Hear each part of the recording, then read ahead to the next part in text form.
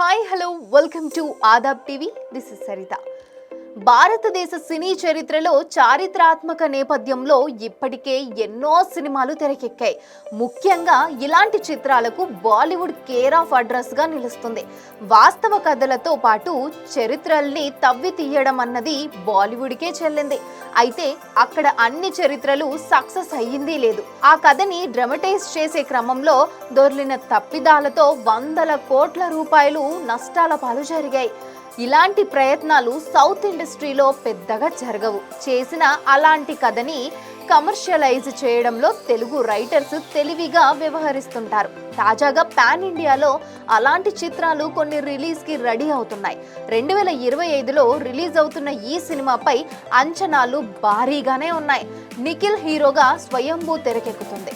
భరత్ కృష్ణమాచారి తెరకెక్కిస్తున్న చిత్రం ఇది చోళుల కథ.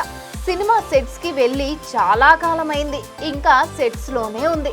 చారిత్రాత్మక కథ కావడంతో సెట్స్ లోను టీమ్ సవాళ్లు ఎదుర్కొంటుందనే చెప్పాలి.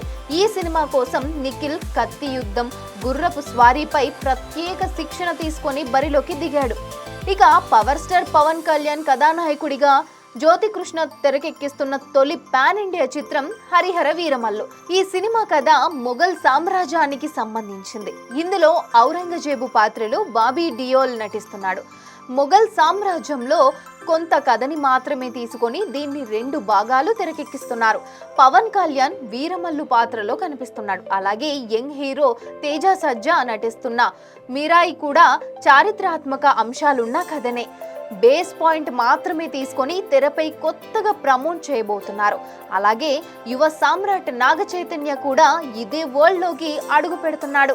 ఈ సినిమాలన్నీ ఇదే ఏడాది ప్రేక్షకుల ముందుకు రాబోతున్నాయి. ఇటీవల తెనాలి రామకృష్ణ కథని నాగ చైతన్యతో తెరకెక్కిస్తానని చందు మొండేటి ప్రామిస్ చేశారు. ఇది చందు మార్క్ మూవీగా ఉండబోతుంది. అయితే ఈ ప్రాజెక్ట్ ఎప్పుడు పట్టాలెక్కుతుంది అన్నది మాత్రం ఇప్పుడే చెప్పలేని పరిస్థితి.